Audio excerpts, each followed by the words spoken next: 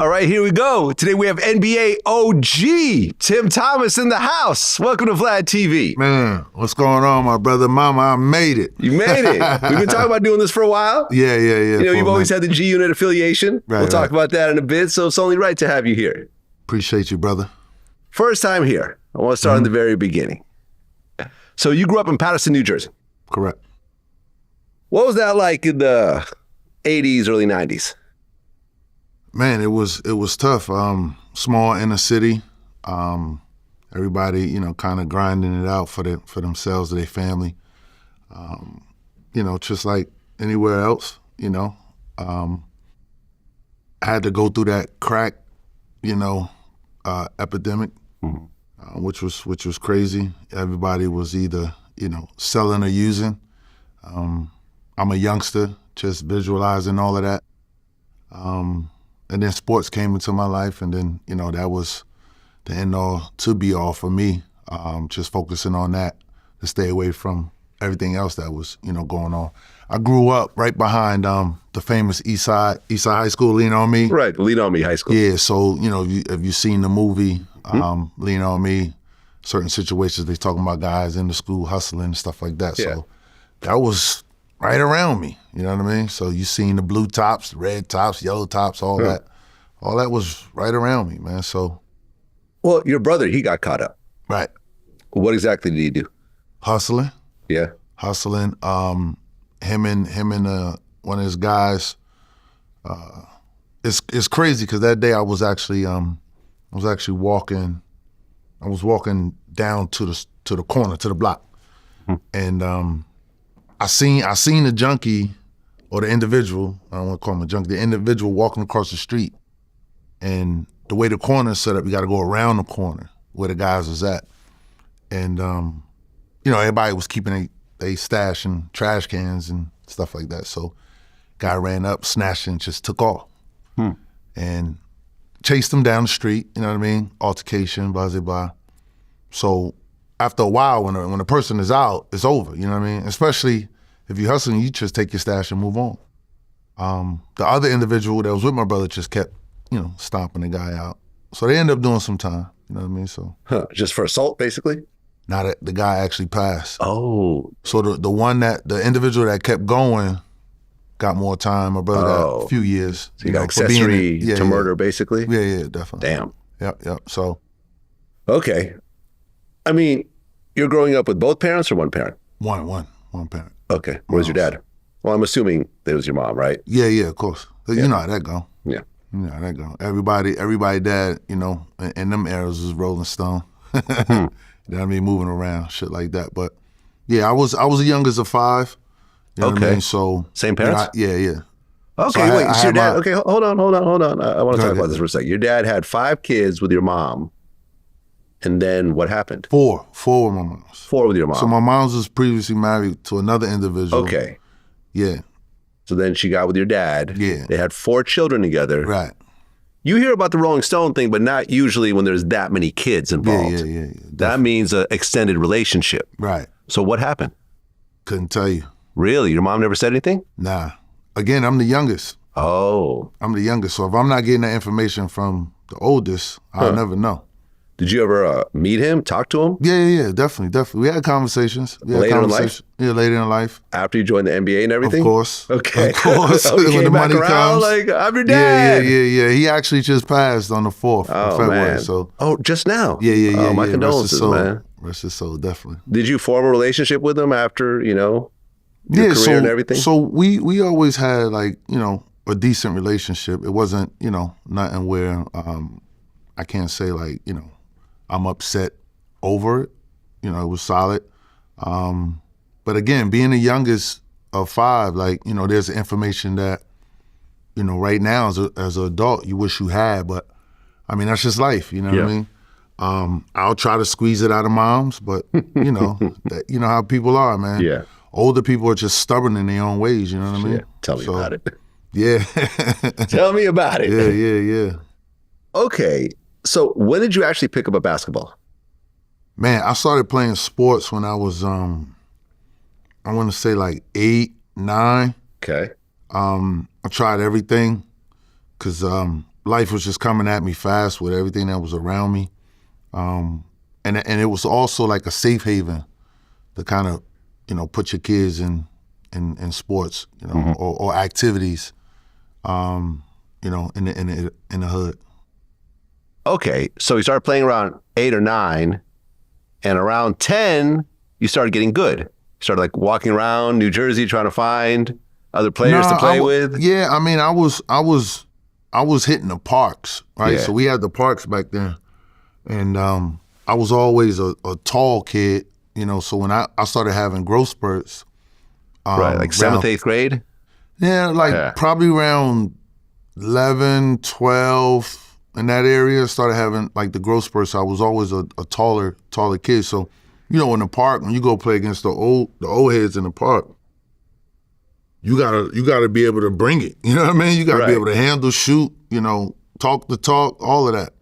So that's where you develop your toughness, your skill set, all of that kind of stuff. So no, I actually didn't like really understand like my real talent until the first time I went to camp, which was like 5-star basketball camp. So that's 6th grade, 5th grade summer going into 6th grade. Okay, into junior high. How tall were you by 6th, 7th grade? I was probably like 6'6". That's crazy. Yeah, 6'6", 6th 6'5". grade, you're in junior high. Yeah. You're taller than me. I'm 6'2". Yeah, because even though the internet thinks I'm 5'8". Because think about it, I was 6'9" as a freshman. In high school? In high school. And you're how tall now? I'm 6'10". I was 6. So you're I was pretty 6'9". much. Yeah, I was 6'9", 6'10" in high You're school. pretty much at your maximum height, 1 inch below where you would end up as a freshman in high school. Right. Yeah. So dunking was like just nothing, basically. Like no, I mean it took a while for my body to develop, like but once I like kind of grew into the sport, when I fell in love with the sport, then yeah, everything became easy. So you went to Paterson High School? Paterson Catholic High School in New Jersey. Catholic. Yeah. Right. You were playing with a dry Jerry curl at that point? Yeah, that shit was dry. It was definitely dry. Couldn't afford the activator? Yeah, it was more water than anything else. Nah, that was the style back then. Everyone had Jerry curls back then. I remember. And shout out, to all the Dominican and Puerto Rican brothers, man. Like that was the guys that was in the neighborhood cutting hair. Yeah. So that was the cut, man. So, it was also a cheap cut because you could get that cut and it'll last for 2, 3, 4 weeks. Right, but you needed the activator to keep spraying it. Right? No, but it wasn't. It looked like that because it was nappy. It wasn't no curl. Look, my shit going down. It wasn't no curl. It was just nappy, bro. Okay, so they were calling you man-child during this time because you were just a monster among kids. Yeah. They thought you were NBA ready even back then. Mm-hmm. Okay. And you were just dominating at that point. Right. You played on what they say is the greatest AAU team ever. Definitely. Most definitely. With Kobe, Jermaine O'Neal. Nope. That's our class. Oh, okay. He was on our 96 class. So it was me, Kobe, Vince Carter, Rip Hamilton, Kevin Freeman. Okay, sorry. Jermaine O'Neal wasn't on that. Yeah, Jermaine O'Neal was in my 96 class. Oh, okay. Got it. Yeah, my 96 class. Yep. Okay. So you're how old playing on this team? Oh, man, we was 15, 16. Okay. Some of us was turning, 17 was my sophomore, junior year, so 15, 16. Right, and you were beating teams by like 60 points. Yeah. You were just embarrassing people. Yeah. Making them cry home and, make them not want to play basketball. Yeah. What was Kobe like at 16? So a lot of people don't understand, like when Kobe came over from Italy, he always had that drive. You always knew he was going to be special because he was just a different type of animal, different type of dude with the mindset early on. Obviously, he had a dad that played in the league that kind of gave him that insight or whatever. But when he got with us, he wanted to not only show me and Vince that he belonged, that he was going to be better. And that was his mindset, because Vince was number one in his class, and then me and Kobe was in the same class, so he wanted to come in and just fit in and let everybody know, I'm going to be for real, because we had so much media attention. And back then it wasn't really that much. We had more magazines and newspapers than anything else, but we all had our own kind of thing going on. And for us to join together, it was different. It was different. What was different about Kobe than any other player of that era when you were playing with him? I mean, was there a big difference, or did he kind of develop into that later on? He always had the mindset, but he developed into that later on. Okay. Later on. Like he was always a talent, don't get me wrong. Then when he got with God Shamgod, shout out to God Shamgod. When he got with God Shamgod and he got his handles together to go from A to B with the skill set, because, a lot of the stuff Kobe and MJ, the great ones, they just get to a spot. When they get to a spot, they taking that shot every day 2,000 times. So that shot is, 70, 80%. So that was the thing with Kobe. And then he sacrificed so much. We was going out, hanging out, going to dinner, this, that. Kobe was like, I'm going to the gym. Yeah, I've always heard that. He didn't want to hang out. He would come in way early. He would stay later than everyone else. Yeah, he was getting 3-4 workouts in a day. Yeah. Some of us was getting 2 in a day, stuff like that. And, his mindset was just, he didn't care about no one that was basically in his way. And let me tell you this story. Me and him was we went overseas together. We went to can't forget off top. I don't want to say China. Maybe the Philippines. But we was both Adidas athletes. So in the summer, you got to stay in tip-top shape. So it's 3 of us over there. I think it was me, him, and maybe T-Mac, I believe. But Kobe did not want to work out with us at all. He would go and do his own thing somewhere else. He would find the gym and go do his stuff, and he didn't want us to kind of have that visual on what he's doing, and we would, then I realized T-Mac started doing it, and I would just go wherever, what was available within the confines of where we was at. But yeah, that's when, you kind of knew, like, this guy, he's cool with us, but if it came down to us, he gonna try to kill us to win. Well, people have talked about you in this era. For example, Paul Pierce said, none of us knew Kobe. He was a late bloomer. It was Tim Thomas and Lamar Odom who were the real stars. Kevin Garnett said, back then it was all about the man-child from Paterson named Tim Thomas. Lord, he was NBA ready as a sophomore. Rip Hamilton said, Kobe had a kill list. Tim Thomas was the number 1 dude. The day before the game, Kobe wouldn't go to sleep. He'd be pacing back and forth, saying, yo, Rip, tomorrow I'm going to kill this dude. Yeah, I'll tell you a funny story on that. Okay. So that actual game, me and Kobe never actually got a chance to play against each other than being in the NBA. High school, we was an hour and a half away from each other, never got a chance to play against each other. He was number 1, I was number 2, or I was number 1, or he was number 2, however you wanted it to go. But that actual game that Rip is talking about, that was when we kind of split from the AAU, and Kobe went back and played with his Philly-based AAU program. And I was actually playing baseball. I went back and did the Michael Jordan thing. Right. Yeah. I went back and played baseball, and it was an event down in Maryland. And they made it to the championship. My team made it to the championship. I drove down just to play in that one game. So I walked in the gym like Tom Shepard, and by the time I got there, Kobe already had like 15.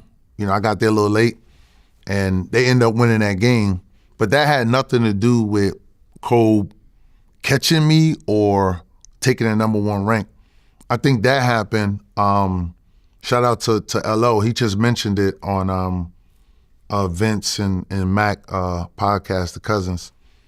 At ABCD basketball camp, our last summer, the very first game, I dunked the ball and tore my fingernail off. Right. So they put a soft cast on. I ended up playing that last game, and that was it for me. I couldn't play the rest of the week, and I had to watch Kobe just kill everybody. You know what I mean? So now you can, have your pick. Some people like fish, some people like steak. So it is what it is. Well, we get to your senior year. You averaged 25.3 points, 14.5 rebounds, 4.6 blocks per game. Mm-hmm. You made it on McDonald's All-American team. Mm-hmm. And at that point, that's a big deal. Kobe was part of that. Mm-hmm. Rip Hamilton, Steven Jackson, Mike Bibby, Jermaine O'Neal. Yeah, probably the greatest, or one of the greatest McDonald's All-American classes. But I was a 3-time McDonald's All-American. Oh. Yeah, so you've been going there since your sophomore year. Yeah, I was a 3-time McDonald's All-American and 2-time NJ Player of the Year. So, yeah, it's hard to jump into someone else's class twice. So, yeah, I was blessed with it, man. I was really blessed with it. I was that good.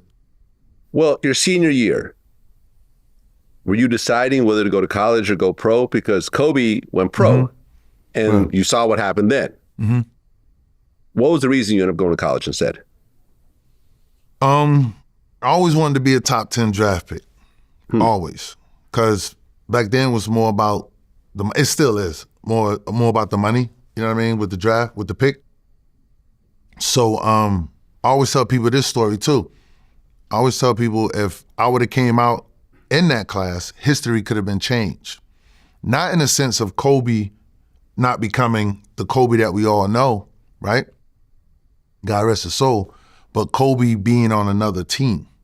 Because what if a Boston would have picked him up? You think they trade him? Yeah, would have shifted the whole draft, possibly. Yeah. No, not even the whole draft. Because I would have been the first high schooler that they would have took. Remember, I'm 6'10", 240. So I'm already NBA ready. Okay, so you would have been picked above Kobe. Right. That year. And the first pick was going to be the 13th pick by the Charlotte Hornets. They was the one saying, we're going to take one of these high school kids. Mm-hmm. I would have been the first one. So that's why I said history would have been changed, because during that draft, what if Boston or, Philly or whoever would have drafted Kobe? You think they trade him? You never know. Yeah, you don't. So he may not have been a Laker, long time, Yeah. But he still would have dominated somewhere else. No, he would have been. Kobe's still Kobe. No, that's what I'm saying. I'm not saying he just wouldn't have gone to the Lakers. Yeah. Right. He just wouldn't have been on the Lakers with that history. Right. You know what I mean? That's it. That's all I'm saying. Kobe was going to be Kobe. Yeah. There was no stopping that. Right. So now you're in the college draft and you go to Villanova. Mm-hmm. And, these days you hear about the NIL deals and everything else like that, but you were actually getting money back then. Under the table? Of course. Of course. I mean, that started in AAU. It was the Wild Wild West, and the era before me and during it was definitely the Wild Wild West. That started in AAU. But in college, there was nothing, there was no reason for me to take any money because I was already a pro. So I had, my senior year in high school, I had $18 million on the table with Adidas. And if we would have went pro, all of us was going to be Adidas athletes because we came from up under that. Me, T-Mac, Kobe, Jermaine O'Neal, we all came from up under that umbrella of ABCD camp. Okay, so you're telling me as an 18-year-old with a single mom and 5 kids, you passed up $18 million guaranteed just to go pro, plus your NBA salary, plus whatever other perks go along with that, to go to college and potentially hurt yourself and not go to the NBA. Right. Yeah, that was the risk. Yeah. That's a real conversation there. Definitely. Because you said one college team offered you $3 million, a $2 million home, and 4 different vehicles. Yeah. Yeah. That's crazy. Name that. How do schools funnel that type of money? I'm not sure. Is it just like rich, like boosters? So now when you look at the NIL stuff, right? Like you just said, the boosters and stuff like that. I'm assuming it was like that back then, so because those guys are still actively donating, to the school or whatever. So, and then now the kids also could get paid from the universities. So the universities could come out and do it themselves. Well, but not everyone. It's just the kids at the very top. Yeah, well, the superstars. Yeah. In general, everyone else is pretty much getting nothing. Yeah. But what's the chances of that 15, 20 years ago when you had guys that was paving the way? Yeah. Okay, so you were the Big East Freshman of the Year, top 3 in every major category. But you're saying you weren't actually taking money at this point? No. Nova was a safe place. It was a safe place. And again, the reason why I went there was obviously the not being on the board as, top 10. And then going to Nova, what made it easy for me was I had 2 guys that was there that was going to be also on the board, Alvin Williams and Jason Lawson. So I could go there and kind of learn from them and then, kind of get a little stronger, get a little better for that 1 year so I can be top 10 the following year. Because the whole thing was, the money thing was different. Like, the shoe deal is one, You get in as top 10, you're going to double that. You're going to double that. And that's the thing. So when you talk about, the risk there, you rolling the dice. You betting on yourself. Yeah. And I knew I was that good to bet on myself. Did you meet Allen Iverson in college? Yeah. And he gave you $2,000 when he saw you? Yeah. So, you're broke then, and guys know you broke because he had just went through it at Georgetown, right? Yeah. So King of Prussia Mall, my wife also went to Georgetown, so they also knew each other because she worked in the mail room a little bit, and she did a couple of different things around. She was also in the medical field and all that stuff. So, but yeah, he gave me a couple of G's, and I was satisfied with that. I mainly gave it to her because she had to do more. I was good. I can eat, and I had a place to stay on campus. So, yeah, I mean, Allen always just gave money away freely and had big entourages. And that was just, I remember I interviewed Michael Vick, and we talked about that. It's like, it was a thing to do in that area. Yeah, I feel like it was, me and him almost got into an argument during the interview because I'm like, you having this large entourage and giving all this money away ultimately ended with you going to prison because these guys are having dogfights at one of your homes, and it's just a big mess. We all, was a tight-knit group, and so we just tried to, be just like any other group of friends, close-knit, stick together. I mean, is this sort of a Newport News thing? Because Allen Iverson kind of had the same thing going on. He would always have a big crew from back home with him. Man. You got a crew.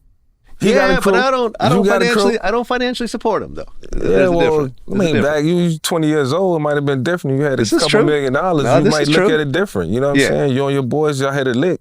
It's like walking in that back room and you broke and you find $20 million and you found it. They was outside. You ain't gonna give them nothing. You're not gonna give him a dime. You got a kids and he trying to get an apartment. You're not gonna help him when you got a pocket full of money. It's a tough situation. No, it's not a tough situation. I don't think it's a tough situation. I've dealt with it. I've dealt with friends, and it's always. I don't think it's tough. Always they're your best friends until the one time you tell them no. Right. You gotta understand VA. Like I've been able to spend last 2 summers down there because I'm actually with the Iverson Classic. So okay. Chuck is my guy, and I had a chance to play with him for 2 years. So I've seen Chuck before the braids, before the tattoos, basically. But yeah, man, like those guys, man, they got big hearts, man. Yeah, they got big hearts, man. Yeah. They love hard, So I can see why, them trying to not necessarily take care of people, but bring their people on for the ride. Definitely. Yeah. I mean, that's oftentimes a recipe for disaster. Unless those people really are embedded in the business like LeBron's crew and are as opposed to like, hey, we'll go beat someone up if there's a problem. But you gotta understand, us as athletes, it wasn't too many examples like that in front of us. You know what I mean? So everybody had an agent, everybody had an accountant, everybody had lawyers, so everything was like kind of already directed for us, you know what I mean? And LeBron, you know, what he's been doing and what he's done is like amazing. Yeah, he broke the mold. Just, across the board, you know what I mean? All over. So, yeah. Okay, so 1997 NBA draft. How'd you feel coming into it? I felt great. I kind of knew exactly the teams that I was going to eventually end up on based off of me kind of being able to control it. It's funny, we hear right now in New York, Rick Pitino was actually the coach at Kentucky. He was leaving Kentucky to go to Boston. I didn't want to go to Boston, so I didn't go to the Boston workouts. I went to Jersey, I went to Philly, and it was one other. I forget who was on the board that year, but I went to 3 workouts. So I knew within those 3 workouts that I went to was going to be one of those teams. So 2 of them was, you know, damn near home. So it was like, I know I'm going to end up in the right spot, you know, to start off. Well, you were number 7 in the NBA draft. Number 1 was Tim Duncan. 2 was Keith Van Horn. 3 was Chauncey Billups. Any thoughts about the whole, you know, gambling arrest situation? No, I don't know too much about it. Yeah. You know, and it's pretty shocking though, if you ask me. It is. Considering he was an NBA coach at this point, insane. Yeah, but you never know what people got going on, you know what I mean? Day-to-day life. And that gambling shit is addictive, man, you know, so. Yeah. Antonio Daniels was 4. Tony Batty was 5. Ron Mercer was 6. After they went to 6, were you like getting nervous or like, okay, where am I going to be here? No, I knew it was going to be 7. Oh, you already knew 7? Yeah, because, you know, you start hearing the whispers, and then also Ron Mercer and someone else you named. Who went 3rd? 3rd was Chauncey Billups. No, it wasn't. It was someone else. Tim Duncan, Keith Van Horn, Chauncey Billups, Antonio Daniels, Tony Batty, Ron Mercer. Then you. Okay, so yeah, it was just Ron Mercer. I knew Ron was going to go to Boston because, again, Ron played at Kentucky. You know, so you start hearing, you know, small, and then your agents, they getting information, so they telling you what's going on. So I knew it was going to be 7, and I knew it was going to be the home team, you know, which was the Nets at that time here in Jersey. Yeah. So it was surreal for me because my wife was pregnant. I had all my family there. I had people from the city there. So it was my older sister is in North Carolina, so I was able to see her and her family, and it was in Charlotte. So it was nice. It was surreal for me. Okay, but you got traded to the Sixers right away? Okay. So you're not going to be home. Well, I'm still home because I went to Villanova, and it's only a 2-hour drive. You're right. So I'm still home. Yeah, it's That's close why enough. I said I knew it was going to be, you know, that kind of scenario. I'm either going to be in Jersey or someone's going to trade, you know, to get me. Right. So now you're a Sixer, and your first preseason game was against Michael Jordan. Oh, man. And Scottie Pippen. Oh, man, my idol, Scottie. Yeah, that was your mentor before? Yeah. In high school, yeah. His agent was actually trying to sign me. So, man, probably my sophomore year. So I got a chance to go see all of those great Bulls, Knicks matchups in high school. You know, so in the Big East Championship game, we lost to Boston College. Scottie actually came to my game, you know, so yeah, so he was early on, he was my guy. Kobe latched on to MJ, and I latched on to Scottie, definitely. What was it like to play against, you know, Michael Jordan at that moment? Your first NBA game. It's a preseason game, but it's still an NBA game, of course. And you're there with MJ.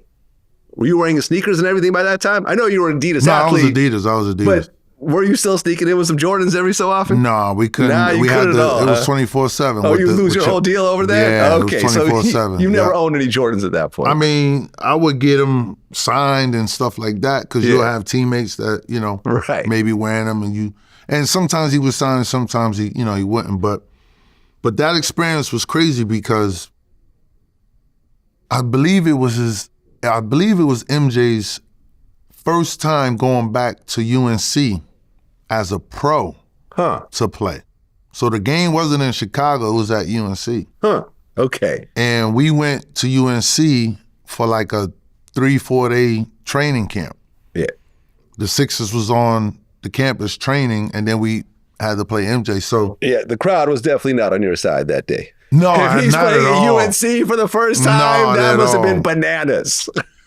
It was college atmosphere in the stands. That's what I'm saying. Rucker Park on the court. It was standing room everywhere. It was 3 rows of like standing room. It was ridiculous, man. It was ridiculous. But for me to like, you know, hear the intro, the then, you know, the Bulls intro, to see my mentor come out, now I gotta play against him and MJ. And then just that atmosphere was just unreal, bro. Unreal. And you know, the aura is everything, right? You see the wristband, you see the sneakers, you see the baggy shorts, you see the bald head, you know what I mean? And just the swag. It was like, all right, here we go. You know, so it was real. I mean, would you say right now that Michael Jordan is the greatest player you ever played against? I ever played against? Yeah. I mean, I played in the 90s. It was a lot of talent, but yeah, by far, everybody says it, you know.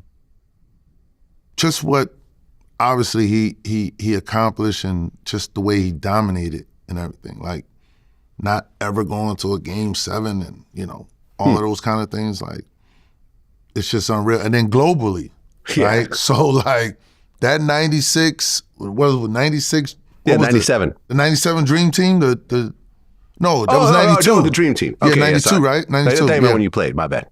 That Dream Team, like, that's what brung the whole world together with basketball, you know? And that's why now you have a lot of international guys playing and winning MVPs and championships. Like, that was all MJ and those guys, you know, all the greats. Well, yeah, because before then, professionals couldn't play in the Olympics. So you basically had a bunch of people you've never heard of playing, you know, who are not the best players by a long shot. So right. At that point, all the superstars suddenly, for the first time ever, were playing in the Olympics. So yeah. Well, it was college guys. It was college guys that was really good, getting ready to go. No, I understand that. Yeah. But most people are not familiar with college guys in the same way. Yeah, no. NBA superstars. Globally, that's what I'm saying. Well, you know what's interesting? My man John Sally, who's been a regular on my show forever, he's always said, and people got mad at him, said that Jordan is not the most skilled player he's ever played with. It's actually Scottie Pippen. Scottie Pippen is probably the most skilled player I've ever played with. Really? Yeah. Skilled. He plays point guard, shooting guard, small forward, big forward, and center. He can guard anybody on the court. He's Dennis Rodman. Can dribble the ball, right-handed, left-handed. The fundamentals are built into his swag. Could be right. Do you see an argument for that? Yeah, I mean, listen, Mike never won without Scottie. So, you know, I try not to get into their beef because, you know, if MJ no, I'm not talking about the beef. No, I'm not. I'm just saying in general. Everybody know about it. Everybody know. Yeah. But at some point, those two they'll link back up. Yeah. But again, it's like when they start talking about it, I'm like, bro, like MJ is great, but he never won without Scottie. Yeah. You know, so I gotta, you know, now I don't agree with the goofy shit that's going on, but again, it's like facts is facts. You know what's funny is that on my show, I've made a lot of comments about Larsa Pippen and some of the antics that she's done and so forth.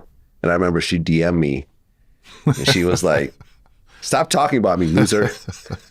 And my response was, "I'll stop talking about you after you take Pippen out your last name and stop messing up this man's legacy." Hey, man. She didn't answer, so you know. No. I think she's still a Pippen. Hey, listen, it to be real, it makes more sense to keep it, right? You're gonna get. Man, she got a piece of his pension, though, man. That hurt my soul. That hurt my soul when I heard it. Okay, so now you're on the Sixers, and Allen Iverson is there, just tearing dudes apart. What was different about Allen? Because he was shorter than everyone else, but it seemed like he had more heart than everyone else. That's it. That's he it. had the biggest heart, man, on and off the court. It didn't matter size. He was such a competitor. He just wanted to win, you know, and he would do anything, man. I seen this guy, you know, he's only I think Chuck probably weighed 110, 112, if that, maybe 120. Wait, that's it? Yeah, he was a small dude, but he would constantly just keep getting knocked down, getting up, and just going and going and going. I seen this guy in the training room, you know, an hour before the game, just beat up, can't even walk. You know, get a little treatment, and it's time to go, and he lace him up and he go. Give you 35, 40, you know, so different type of animal. Him, Cole, those guys, MJ, different type of animal. Yeah. Different type of animal. Okay, so you end up getting traded to Milwaukee. After how long? I was in Philly 2 years. 2 years. Okay. What was the Philly experience like? It was great for me. My rookie year, I averaged, I think maybe 13 without getting any play sets called for me. So we had Derek Coleman, who was getting in the low post, and he had Allen that was, you know, doing his thing. Obviously, we had Jerry Stackhouse, who was also, you know, nice, another assassin. So that was like the three, basically. And, you know, I was just trying to fit in. So I was able to do my thing my rookie year. And then going into my second year, people are always going to say, nah, Tim, don't think this. But when I was coming out, I had an opportunity to meet with 2 agents only. And the agent that I ended up taking was Arn Tellem. Arn Tellem he's running the Detroit Pistons now, but he was really a baseball agent at that time. But he was connected to Sonny. And the other individual was David Falk. David Falk was MJ's agent. At that time, he was also AI's agent. You know, so again, everything happens for a reason, but I think he's seen how we was gelling together, me and AI, because we was everywhere together, everywhere. Like we go to the club, we leaving out the club, he's jumping on my back. We walk to the cars, like we was everywhere together. So he's seen how, and then it was like my skill set, I didn't need the ball in my hands to, you know, kind of be productive, you know, all the time. And I think he was the one, you know, that got me from Philly to Milwaukee, because I never wanted to be in Milwaukee, to be honest, because they had a 3: Ray Allen, Sam Cassell, and Glenn Robinson, Big Dog Robinson. So I never wanted to go there. I'm like, why am I going here where, you know, this is the perfect fit? So I never really understood the trade, you know, because every team that wins, you need superstar and some solid, you know, players, another backup, role players, you know, guys that can score to help you win games, you know? Well, right, because when you went to Milwaukee, you guys were potentially heading to the finals until you lost to your old team. Exactly. So it's a lot of stuff. Like, damn, if I would have stayed over there. Yeah. Nah, I mean, it was a great series. Obviously, that year they won everything across the board. I think Larry Brown was Coach of the Year. AI was MVP. Aaron McKee was Sixth Man of the Year. Dikembe, God rest his soul, was Defensive Player of the Year. They had everything, you know, and I'm not going to say the NBA cheating and all that stuff. I'm never going to say that. But Chuck showed his dominance by destroying us. And a lot of people would say it wasn't really a sexy look for LA to be playing Milwaukee. Because at that time, Milwaukee, the what do you call it? Not the fan base, but the city. It's not a populous city. You know what I mean? Like, so. Right, but you started to take off in Milwaukee. You averaged double figures, scoring as a 6th man. played well in the playoffs. Mm-hmm. And you end up signing again. Mm-hmm. So did you feel like, okay, Milwaukee's about to be my new home? Yeah, because the whole time I was there, I was fighting for a spot, basically. Because I had a nice spot in Philly. Because remember, my rookie year, towards the middle of my rookie year, they traded Stackhouse in Philly. I didn't understand that. So I was always fighting for a spot in Milwaukee, you know, and once they kind of broke us up, you know, it was me and, you know, Michael Redd. I was like, all right, this kind of makes sense, you know, going through that free agency market at that time. I could have went to Chicago, but they had let everyone go. All guys I knew, Elton Brand, Ron Artest, those guys was there and they had traded them out. So me and Eddie Jones, I never forget, we went on a visit together and he was like, man, I'm going to Miami. He was like, there's no talent, who we gonna play with? They have to build the team. You know, we could take the money, but they have to build the team around. And nobody wanted to step into that. That's right after MJ and the boys. That's when United Center, it was a sellout for the next 10, 12 years or whatever it was.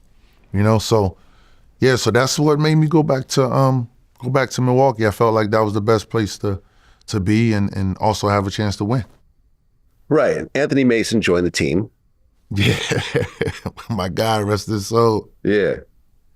And you guys got into a situation with some NFL players. Mm-hmm. What happened? So everybody knows the Bay Area. Yep. So that's where I'm from. Yep. So if you're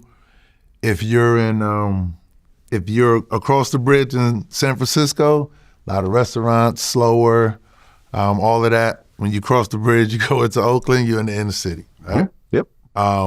So for whatever reason, we wanted to go to a party that the Raiders and the 49ers was having. So we go to this party, and if you know Mace, you know, got arrested, so he was a drinker. And Mace never wanted to get like a section and just relax. He always wanted to be center field or center court, whatever. So he's always wanted to be at the bar. And he kept messing with the NFL guys about their IDs. Because back then, a lot of people you couldn't really recognize the NFL guys. Right, because they have helmets on. Right, so, and it's still like that a little bit. Yeah. But back then, the NFL, they gave them cards, you know, if they had to tell somebody whatever. So they had these cards. And us as NBA players, we knew that. But Mace just kept messing with these guys. He just kept going. And I'm like, and I'm paying attention to it because the more we're drinking, the more he keep going at these guys. And, you know, we're taller than them, but they're shorter than us and stronger. And they're heavier. Right. And I'm like, this is not going to turn out good for us, right? So he just kept going, and the one guy just had enough, and he, you know, slung a shot at Mace, and Mace slung a shot back, you know, a drink. Like, they throwing drinks on each other now. And I'm in the middle, and I'm, you know, trying to tell Mace, like, I see what's around us, and this is not going to go good for us. And if you know Mace don't give two shits. Man, he never gave two shits about anything. And, you know, next thing you know, we back to back just throwing and trying to get our way out of there. So we got beat up pretty good that night. Shout out to the 49ers. Oh, so they actually jumped you? Yeah, they got us that night. Okay. They definitely got us that night. So you had to show up the next day all bruised up? Yeah, I mean, that was the era then. You know, you couldn't really tell it. It was obviously you didn't get in trouble. It was no police report, not like that. It was just, but that's because no one had video phones and stuff like that. Otherwise, so today, forget it. Yeah. TMZ, Exactly. You're World all Star, over everything. All over the place. Yeah. All over the place. So fines, yep. suspensions. So they got us. They got us. Okay. They got us. But that's, you know, that was that era then, man. You hang out with Mace, you're gonna get into a fight or two. Well, there was a situation in Detroit with a gang out there. It was a shootout? No, it wasn't a shootout. It was close to being a shootout. Okay. God rest his soul, tracked the trailer. His brother's heavy out there, whatever. It's documented. So we went to support Track when he got into the league. You know, he's from Detroit. So he had, you know, parties and whatever. It was his first game back, you know, back home and all that stuff. So he had dinners and all kinds of stuff. So we out supporting him, you know, as a team or whatever. And somebody from a different gang, girlfriend end up with Track family, sort of set. So we moving around Detroit in about 5 or 6 vehicles, and they realized that's how we was moving around. It was, you know, we tall, a lot of basketball players, but back then it's limos. Guys that stretch limos. So you ain't dipping and dodging no corners. So you either going straight or, you know, you stopping and that's that. So we was leaving one restaurant going to another, and none of us as players knew what was going on. But we was like basically in the front of this caravan of, you know, of vehicles or whatever. So when we finally got to the place where we was, you know, going, it was more, it wasn't like, you know how you just pull in valet kind of stuff. It wasn't none of that. It was just straight street.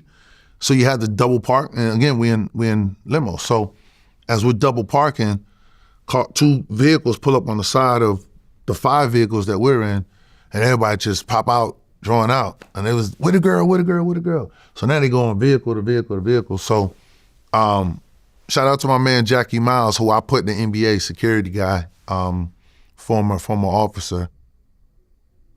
He got out and kind of diffused the whole thing, man. But we was literally stuck on a block with, you know, I don't want to name the guns, but on a block with some high-end shit pointed at all the vehicles. And it's all NBA guys in there supporting Track. So it was a real moment, scary moment. Yeah, Crazy. Yeah. Okay, well, by 2003, you actually become a starter. Mm-hmm. And Ray Allen gets traded for Gary Payton. Mm-hmm. Would you say that Gary was the greatest trash talker ever? Shit, he's one of them. He's definitely one of them. That man, oh man. And he would fight you. Yeah, he will fight. He would fight. He would definitely fight. Shout out to Gary, you know, yeah. the Bay Area. Yeah, Bay he's Area gonna guy. fight. I've interviewed him before. He's gonna fight. Yes. Yeah, when we start calling you too many bitches, he's fight. It's tight. It's time to fight. GP was just different. He was just different. He knew how to get into anybody's head. Oh. Anybody. And he was a lot of people don't understand this about him. He was a guy that observed a lot. Like he would talk his shit, and at the same time he didn't know what's going on in the corner. You know, so that way he could just, like, if it's something coming at him, he know. You know what I mean? But yeah, one of the best to ever do it. One of the best to ever do it, definitely. Yeah, it's funny. I remember I interviewed him, and I said, all right, you know, you're considered one of the greatest trash talkers. Mm-hmm. Who is worse than you? It's a lot of guys. You know who he said? MJ? No. Reggie Miller? Nope. Bird? Yep. Yeah. There you have it. Yeah, Bird is... He said he was the absolute worst. Well, as much of a trash talker as you are, you actually said there's someone who's actually greater than you. And that is Larry Bird. Absolutely. Or you said that not only would he talk shit to you, but he would tell you what he's going to do to you on the court. He's like, I'm going to shoot this from here. Boom. Oh, now I'm going to I'm going to bust your ass here. Larry Bird, of all people, you would think. But he was the truth. He was, let me tell you something. People always talk about great basketball players, and they don't never mention him to be up in that round when they made the Magics, the Jordans, the Kobe's and stuff like that. But Larry Bird was cold. Mm-hmm. I don't think nobody ever could get out with him. You ask Magic. That's why Magic had a run, and he was mad when he had to retire in '92 because of what he was going to be missing with Larry Bird. Mm-hmm. And then you remember Larry Bird took 2 more years, and then he quit because he said his main guy who he wanted to play against is gone. You know what I'm saying? Yeah, no, they had video games. Magic versus Bird. That was the big rivalry. You remember when Magic went to Larry Bird's town and they made the Pepsi, what was it, Pepsi commercial or something like that? Yeah. And they did all of that. Man, Larry Bird would shoot it anywhere. If you think about how many times he won a championship and what he was doing and what he was averaging, people don't understand. They was like, oh, he was slow. He wasn't, he was just smart. You know what I'm saying? He was smart and he can get it. He can get it done. He wasn't MVP all them times and all the All-Stars all them times for nothing. I played against, Larry Bird was coaching, and he was coaching the Pacers. And I was with Milwaukee, and we played against him in the playoffs. And I was killing them because all of their 4s and 5s were older. So I was able to use my quickness to go around them and stuff like that. And I think I went on like a 6-0 run by myself. So he called a timeout. And the last bucket that I scored was like right in front of the bench. So I had to walk past their bench, as he called the timeout. And I'll never forget, like me and him got like face to face. And he was like, boy, if I had a chance to play against you, I would have bust your ass. And a lot of people don't know. That. As a coach. That's a coach saying that. Because I was having a moment and he knew I was having a moment. Yeah. But, it was a little fun, but he wasn't serious. He was serious, of course, but it wasn't serious. You know what I mean? No, I know. But a lot of people don't know that Larry's like 6'10". Yeah.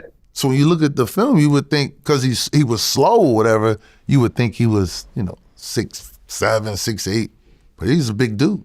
Oh, yeah, no, listen, I've interviewed people that have played against him, and they say what he would do is he would tell you what he's going to do to you, and then do it. He's like, I'm about to score this 3 on you. Boom, and score 3. Yeah, he's like, God damn it. And then, you think that's going to work? Watch me do this to you. And then he would go do it to you. Yeah, I've heard that from some of my older guys that I had a chance to play with, just asking them stories and different things like that. Yeah, I've heard that, definitely. Okay, so what changed once GP joined? Well, it was a different team because they traded Big Dog. They traded Ray Allen. So I was playing with 2 smaller guards that was crafty enough to obviously handle their own on both ends. Well, Sam not as much. Sam ain't play too much defense. Sam Cassell, he ain't play too much defense. But he was an assassin on the other end, and GP just knew how to fit in. So it was different in that sense, playing with 2 older guards now that was seasoned vets. So I had to learn how to play at their pace. Because with Big Dog and Ray, it was faster. With these 2 guys, it's a little slower, So I had to learn how to play at their pace. And then I also had to tell Mace not to want to, play the point guard, because anybody that know Mace always wanted to handle the ball and bring the ball up. But it was different in that sense. I just had to catch up to their pace. And then we had a young fella that came along, and Michael Redd. Michael Redd, had a great career as well. So, and then we had other guys that came in like Tony Kukoc and things of that nature. So it was a different team. We was, still competitive, but we just couldn't get over the hump due to, just us being a little older, so to say. Well, a lot of stuff was happening during this era. The 2003 draft class, which they say is the greatest draft class in history. LeBron, Carmelo, Dwayne Wade, and Chris Bosh. Allen Iverson got the MVP around this time. Were you surprised? No, because he was on such a tear. Yeah. And he was doing it consistently. Right. And the way the team was structured around him, it had a bunch of guys that was super talented but great in their roles. And Chuck was able to just go out and do what he do night in, night out. So I really wasn't surprised by that. Right. And the Lakers had a three-peat with Kobe and Shaq during that time, but then a bunch of drama happened. Kobe rape case happened, and then the Shaq beef happened, and Shaq got traded. I remember it was funny because during this time, I had met Shaq, and we did a mixtape together. And he actually dissed Kobe on the mixtape. Yeah, it was a lot going on. Yeah, you know, that made ESPN headlines and everything else like that. Mouse in the Palace happened around this time. Yeah. Steven Jackson was involved in that, who you played with later on. Jermaine O'Neal. Yep. Yeah. Jermaine O'Neal as well. Yeah. So just a lot of drama was happening overall in the NBA. And then in 2004, Gary Payton leaves to join the Lakers. And then you get traded to the Knicks. So what was that like? Now you're in New York. Man, it was a dream come true.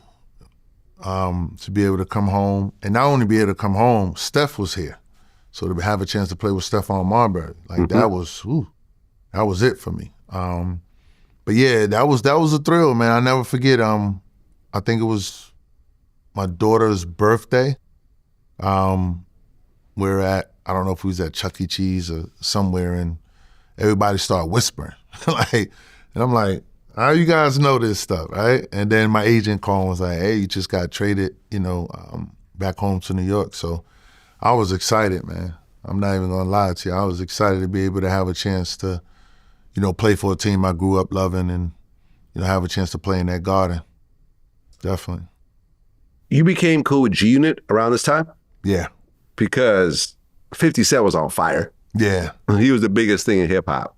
Biggest thing going. How did you guys become cool? G-Unit offices at that time directly across the street from the garden. Yeah, I remember. So Jimmy Henchman's office was right across the street from them. Right. So there's that as well.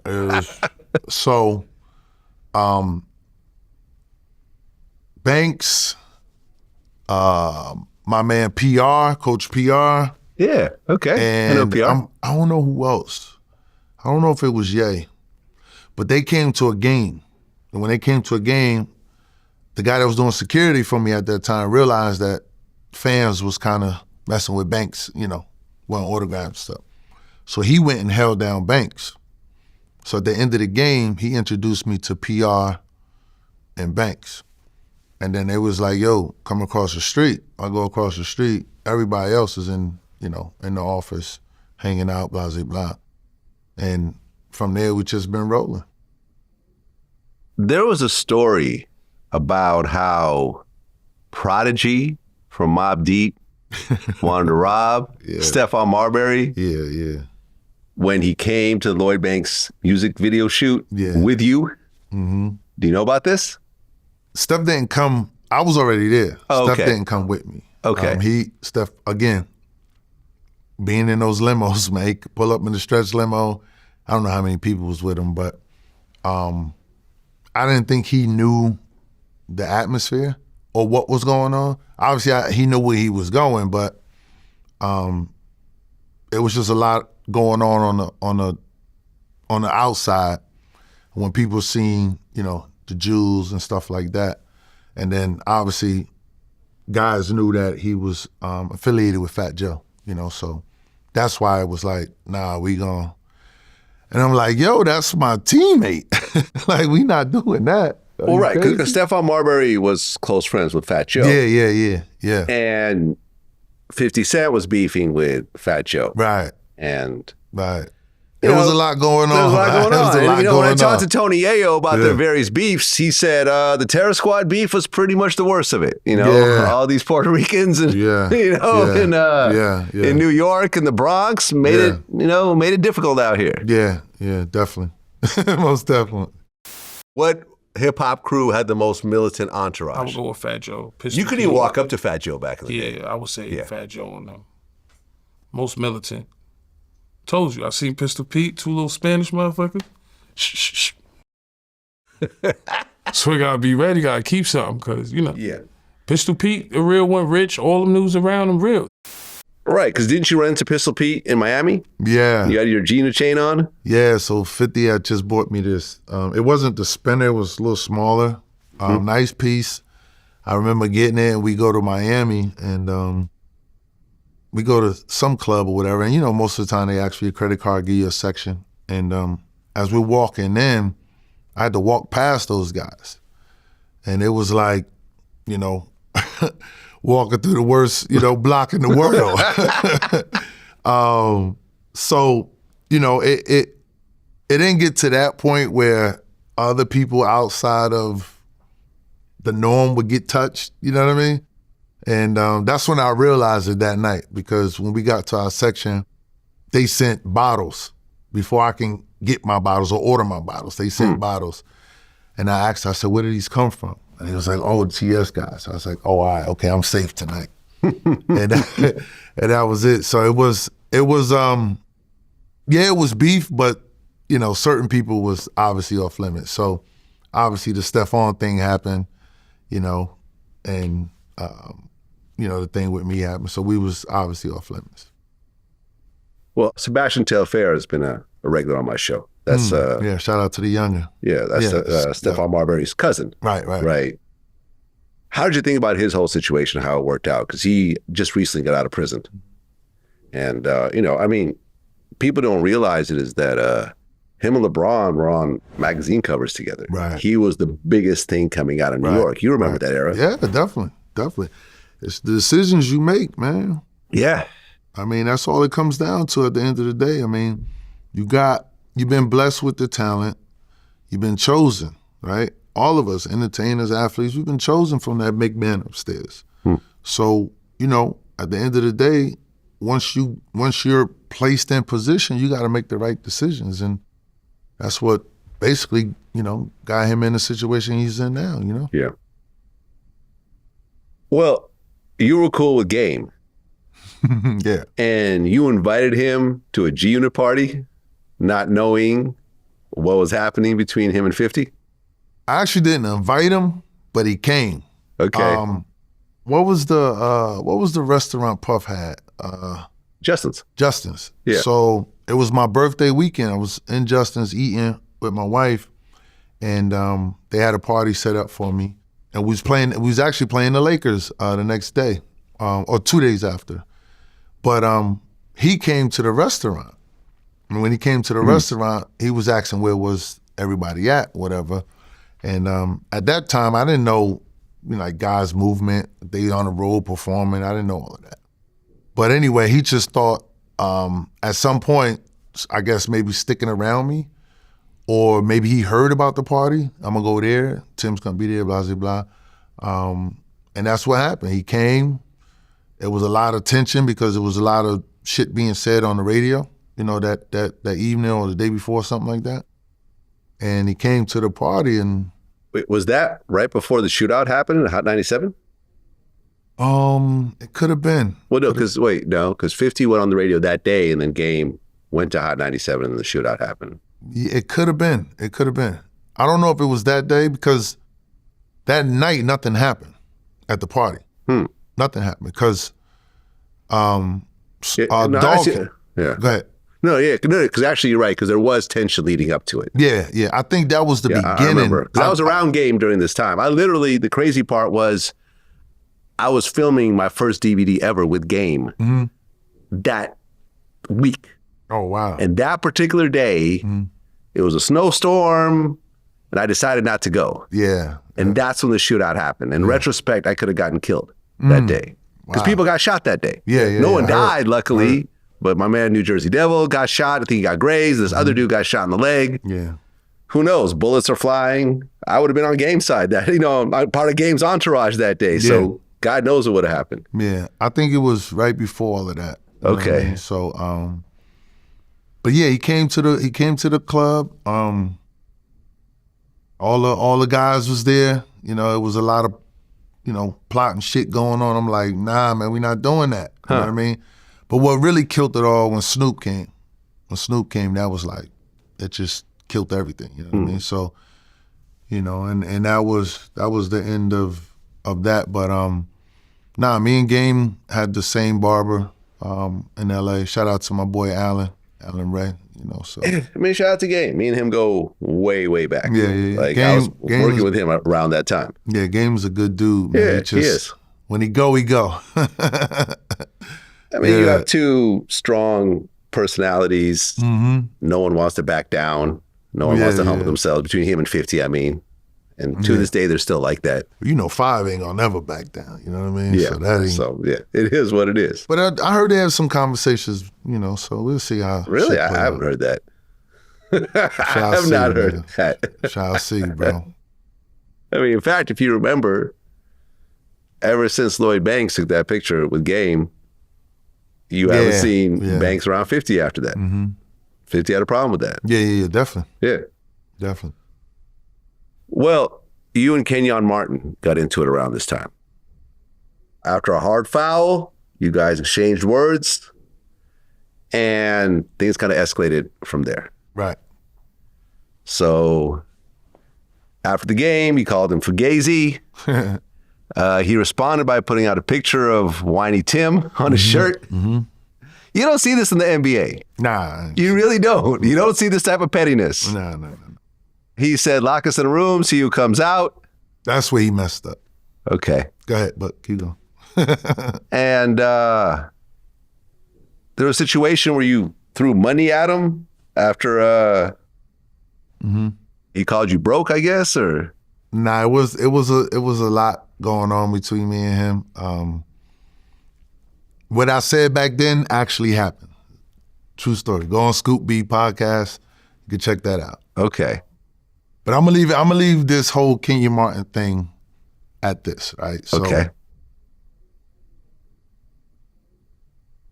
That dude, right, is in the fraternity, right? My brother. I don't want to keep being a bully, right? And I don't want to keep going back and forth with this podcast and trying to, do this, get ticks and all that stuff. I'm not in it for that, right? But your man Julius Hodge, man, saved your life. And you know that, and you're trying to save this tough guy image, when you had to go buy that TV and them 6 full suits, brother. So Julius Hodge, shout out to my man Julius Hodge. I'll let Julius tell that story, but I'm off that guy, man. I can't keep going back and forth with this, this stuff, But everything that I said back then actually happened. Okay, didn't 50 try to promote a boxing match between the two of you? We tried everything with this dude because we had so much attention on it. You know what I'm saying? And I tried to capitalize and like, listen, it's over. Let's just go get this money and slap box. He didn't want to do that. So just slap boxing, not real boxing. Once the check is there, we could slap box, get out of there. Okay. We ain't even got to go after each other. Right. Because when we ran into each other man to man, he know that I know. Put it to you like that. But didn't some things happen in New York and Dallas? Yeah. Some things outside the court. Yeah. Yeah? Can you talk about that at all? I'll be brief. New York, I ran down on him. He ain't want no issues. I'm talking just knuckle game. No issues. I see you as a man. It's over, right? I go to Dallas next day because back then we was all doing, what do you call it, like promo runs and, celebrity stuff. So next day I go to Dallas. He's in Dallas. We go to the club. He's in the club by himself. I could have ran down on him again. I had a couple guys with me. Decided not to. He called 30 guys up. They're in the club. Our section's right next to each other. We walk out of there with no issues. So, you do what if I call 30 guys, this is a different story. Well, look, at this point, you guys are all older, you're retired, and honestly, you guys have all won in life. Exactly. You think about it. None of you guys are doing Uber, to make ends meet. You have families, you have kids. At this point, can you say, something, man? It's all good.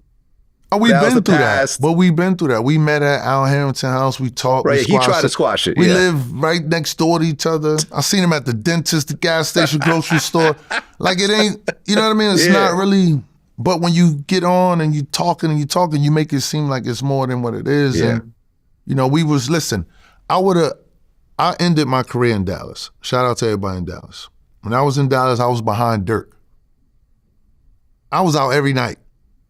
I had no issues in Dallas because it wasn't no real issue with him. The guys that he brung, we was negotiating in the club. They was basketball guys from 24-Hour Fitness. They wasn't street dudes. Yeah. If it was street dudes, I would have been like, why would I go on to sign back there? They gonna get me at some point.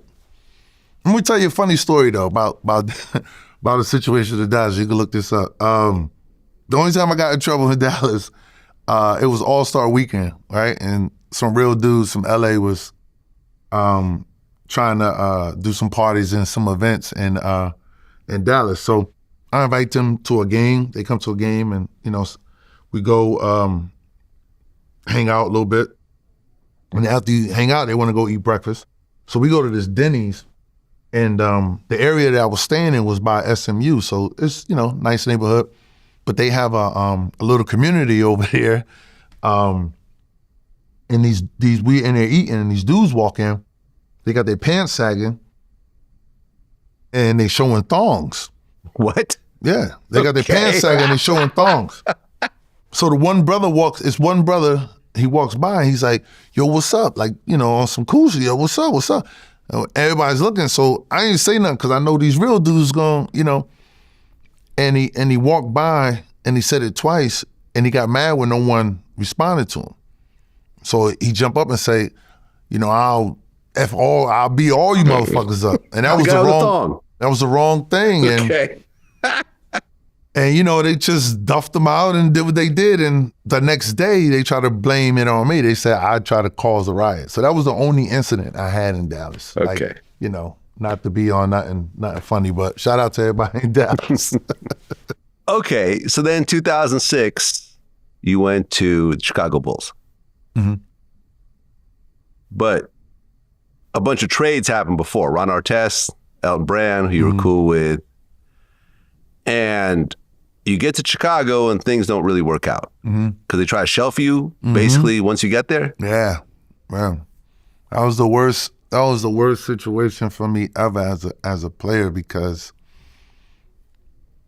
when teams try to shelf you, not only is they trying to put the bad rap on you, they're keeping you away from your day-to-day, which is playing ball. That's your profession. That's your livelihood. So, and it was crazy because one of the assistant coaches was a assistant coach with me for 5 years in Milwaukee, and this guy just flipped the script on me.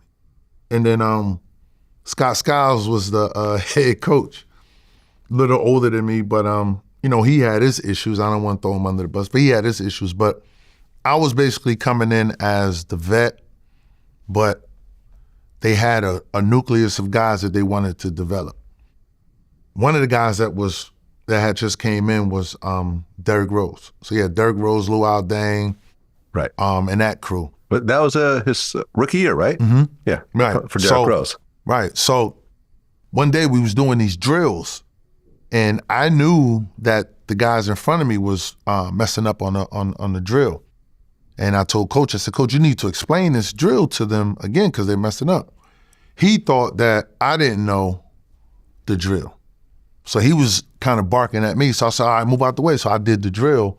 Then he thought I was trying to be, an asshole towards him because I knew the drill. So, but at that point, man, it was just like coming from up top, like, we don't want this guy to play. And I was on my last year of my deal. So if you don't showcase your talent, you can't get another deal, another extension. So, and all of that was done because I didn't sign with them when they offered me the 90. And you know who caused all that? BJ Armstrong.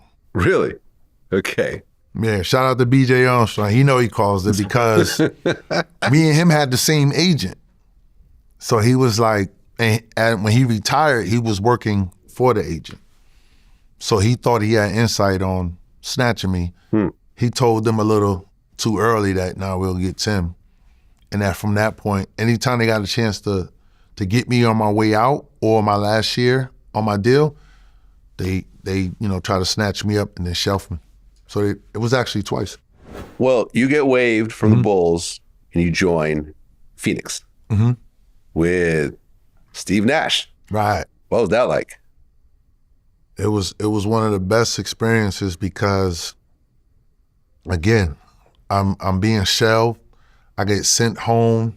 I'm back in New York. They wouldn't let me sign with the East Coast team. I would have just came right back and signed with the Knicks. So I'm running around New York trying to stay in shape. I'm at Basketball City, all kind of stuff. And then I go right from home being home, right, thrown into the mix with Steve Nash, a guy that was just unbelievable. Two-time MVP. Two-time MVP with handling the ball, finding you. Yeah. Just making the game easier. And it was fun because we was playing fast. It was like street ball, right? Mm-hmm. But that experience was great, man, because, again, I was missing the game. And then once I got with Steve, I was out west in Phoenix. Not a whole lot to do. You could really, kind of focus and concentrate. And I was able to just get out there and play, man, and do my thing. Right. And then you guys play against the Lakers with Kobe. Mm-hmm. This is not the same Kobe you played with back in high school. No. This is a very different Kobe. Playoff Kobe. Playoff Kobe. Mm-hmm. What was that like? Well, he didn't have a lot of help. Well, he had pros. I'm not going to disrespect anybody. He had pros, but it wasn't the teams that he had in the past. Right, because Shaq was gone by this point. Yeah, right. So, but he was just still dominant, and this was the first time I had the game plan for him in a series. Like every game, you had to figure out what is he going to do next. You know what I mean? Because the whole focus was, him and him solely, and then obviously you could kind of contain some of the other guys, but he was going to go get 30, 35, 40. But to just see his mindset flip, because when you play a regular season game, if I'm on the East Coast and he's on the West Coast, he's happy to see my family. I'm happy to see his family. Yeah, he's not happy to see you that day. No. It ain't nothing to talk about. I don't even know you. It's nothing to talk about. Right. It's one of those kind of atmospheres. So you knew right then and there, like as soon as that series started, it was serious business, And listen, I got a chance to switch off on him a couple of times, try to force him different ways, and seeing his counters and different stuff like that. Because remember, at that point in my career, I'm playing the 4 and the 5. Earlier in my career, I was at I played a lot of 3 and some 4. So I'm a little heavier now and things of that nature. So it's different because now I'm actually having to guard a 2, a legit 2, a assassin at a 2, in those switch offs. And it was real. It was a whole different Kobe. Well, right, because he had that iconic game winner where he got up 3-1. Yep. And it looked like after that it was over. Right. But you guys actually fought back. Mm-hmm. And in game 6, you had that absolute clutch performance. Right. And ultimately you guys won. Right. Which is crazy, considering that they were up 3-1. Right. And it was about to be over. Yeah, it was a great series for us. Yeah. You said that you're 1-0 against Kobe in the playoffs. 1-0. Yeah, 1-0. I'll take that to my grave in the playoffs. So you guys made it to the conference finals, but then you lost to Dallas. Right. How did that feel? It stung. I mean, obviously you get there and you think you have an opportunity to go to the NBA finals. Every kid lives for that, to play NBA finals or All-Star. But that team was just a great team, man. They had Dirk, obviously, who was coming around at that time and really holding his own. It was just one of those series where obviously we didn't have enough. We was playing, I think, 8 or 9 guys, and then the speed that we was playing at. But that Dallas team they was on a mission. Well, you were supposed to sign to the Lakers, but you end up signing to the Clippers. Yeah. So you got to LA.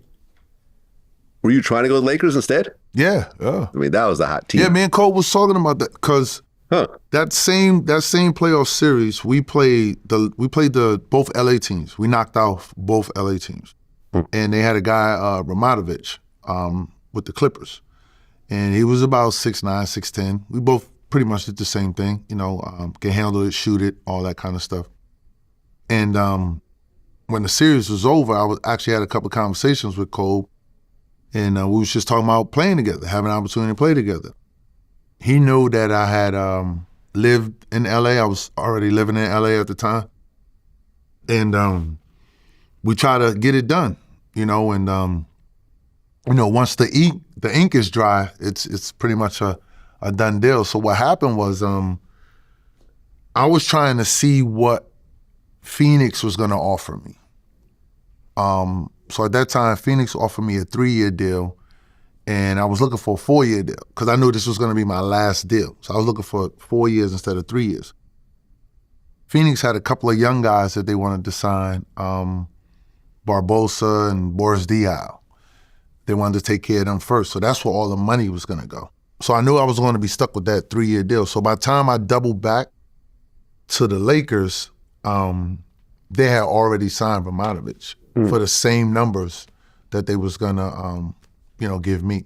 So then the Clippers came in play with the same number for that 4 years that I was looking for. So that's when I ended up signing with the Clippers, and the late great Elgin Baylor closed the deal on that one. So okay, so now you're officially in LA full time, and is that when you ran into Suge Knight?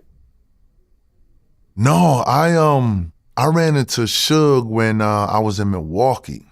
So I had a teammate. I'm not gonna say his name because he's still coaching. I had a teammate. His brother was active, and when they came to Milwaukee, it was LA dudes. They came to Milwaukee. It was cold. Those guys didn't have jackets or anything, so I gave them a bunch of Averex leathers. Everybody, so they appreciated that. So it's like, when you come to LA, we got to hang out, blah blah blah. So that summer, I forget the year it was, but that summer I went to LA. We went to a spot, and Suge just happened to be in there. And, I'm seeing him mingle, do his thing, blah, blah, blah. And it's like, man, I'm going over to meet this dude. And I never forget, I had on a Yankee hat, right? Blue Yankee hat. If you know anything about the gang stuff, that's neighborhood, you know what I mean? Okay. It means neighborhood. So I walked over to him with my hat on. I'm, New Jersey guy, whatever. And he looked at me kind of funny or whatever. And I told him who I was, whatever. And, we kicked it for a minute, and that was that. So it was, it was surreal. Yeah. It's funny because every time I had been in a room with Suge Knight, I always just avoided him. Just I'm like, everything that has to do with this dude seems to end badly. Yeah. So I've always told my security, like, I'm not going to talk to this guy. Let's just keep our distance. It wasn't really that type of, vibe, really. You know what I mean? Because obviously he knew I was a ball player, and I ain't have nothing to do with a lot of the stuff that was going on, you know what I mean? But I was with some guys that was on the other side. So if it would have went down, it could have. But he was moving like the president, man. He had so much security. It wasn't that. Well, you had a chance to sign Nipsey? Yeah. When was this? This was, I was in LA. This was 9, 09. Okay. I believe. This is very early in Nipsey's career. Yeah, this is very early. Yeah. So a couple of guys from the neighborhood, they was telling me about him, and they knew that he was about to go.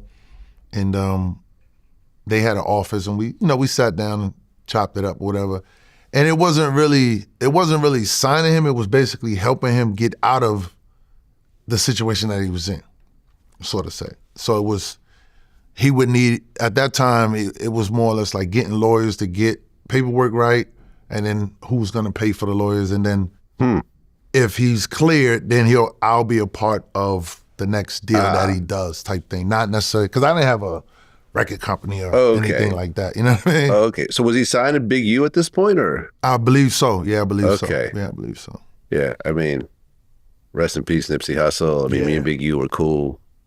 Crazy situation he's going through right now. Yeah, definitely. Yeah. Definitely. So now you're with the LA Clippers, and you guys have a strong year, but you end up missing the playoffs. Mm-hmm. But you have a 4-year deal at this point. Mm-hmm. So how do you feel about the next year? I felt great because we just needed to add more pieces. We had a good core, good foundation. And guys was like kind of really coming along as far as like gelling together and learning how to win. But again, you know, in that time, you had a lot of tough teams that was also trying to, you know, make that run, that statement. And the Lakers was going to be in it, you know, every year or whatever. So, but we always felt like, you know, if we could get to All-Star break and kind of be, you know, above 500 and be right in the mix of things, you know, find a nice seed and kind of fight it out, you know. So. Well, right, because by 2008, you had averaged career high in assists and rebounds. So you were still strong. You were still going. Mm-hmm. But then the next year in 2009, a bunch of trades happened. Mm-hmm. You got traded to the Knicks and then traded back to the Chicago Bulls. Mm-hmm. So now you're back in the Bulls, but things aren't really right over there. Shelved again. Same team. Yeah. Same shelving. Yeah. How did that feel? I mean, listen, at this point, it's part of the business. This time it was a little better because the head coach was Vinny Del Negro, and he was a former teammate of mine. So he kind of made it easier between myself and him in the organization. They knew they wasn't going to play me. They didn't really want me, you know, on the court to kind of mess up what they had going on. So I accepted it. I was just like, all right, just give me what I'm looking for. So he's like, what do you need? So they took care of me. They gave me a 3-bedroom suite, the Hard Rock. I was able to see all the artists come through or whatever. They kept me on the playoff roster, so that means I could get my bonus and all that kind of stuff. So, you know, I was just going for the ride. And in that time, I got a chance to see, you know, Derrick Rose do his thing against Boston in his first playoff series. So, right, because after that, you get traded to the Dallas Mavericks. No, I left Chicago, then I signed with Dallas. Okay, got it. Yeah, okay, you left Chicago, then you signed to the Dallas Mavericks. Signed with Dallas, yeah. Where you played backup for Dirk. Right. And Mark Cuban was the owner. Right. How was that whole situation? It was kind of weird because obviously, again, we had just lost to them and all of that kind of stuff in the playoffs. So I remember, shout out to Jason Terry. Jason Terry said, you can't beat him, join him. Literally. So I wanted to choke his little ass, but yeah, you know, it was cool, man. I got a chance to see, you know, how this team was put together and how they performing and all of that kind of stuff. And I just knew my role, right? I knew if, you know, Dirk went down or Sean Marion went down, then, you know, I would have to step in and provide, you know, that positive stuff that they was providing. And I just did my part. I was ready for it. I stayed ready, stayed in the gym and all those kind of things. And I actually had an opportunity to prove it to him. Dirk got hurt. We played Shaq and D. Wade. And I think I gave him like 28, 30 or something like that, you know, and I hadn't played a game in probably like 15, 20 games.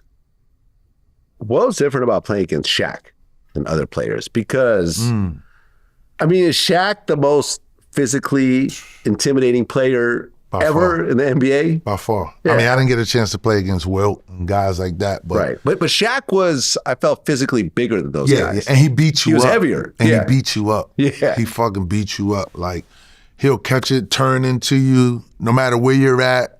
Your arms up, you got to protect your face, your chin, all that shit. So he'll beat your ass up. You know, when you get done playing Shaq, Karl Malone, Barkley, you know, guys like that, that next day you hitting that hot tub or that cold tub, one of the two, Jack. I'm telling you.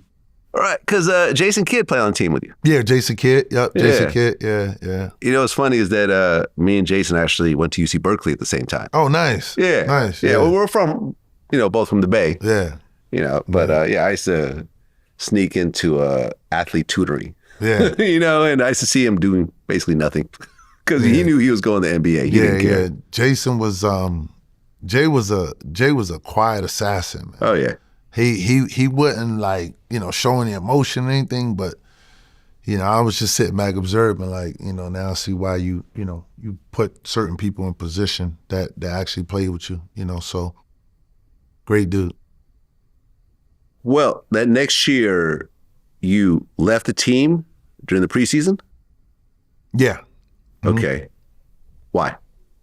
My wife, I retired on my own. My wife had some complications after our third child. Okay. And I decided to step away because she left her career in the medical field for my career. So at that point, I'm older. 34. Yeah, I'm older, financially stable. And I just thought it was the perfect time. Okay. You had a few more years in you. Definitely. You could have kept playing, Definitely. but you chose to leave on your own terms. Right. Now, what's ironic is the team won the championship that year. Exactly. Yeah, exactly. I mean, sitting at home. I mean, did you go to the actual NBA Finals? You watch it, on TV? I was home. Okay, so you're sitting here at home, watching the team that you could have been part of win the championship. Right. Hey, it's a decision you got to stick with, man. Yeah, I mean, did you feel kind of like mad at yourself a little bit? Nah, I was, because you got to understand, like, once I made the decision, I was invested in what I had to do on the home front. You know what I'm saying? So it wasn't like, and then obviously you rooting for the guys, you want the guys to win and all that kind of stuff. Yeah. And the cool thing about it was they called me and asked if I wanted the ring, and I turned it down. Yeah, I turned it down.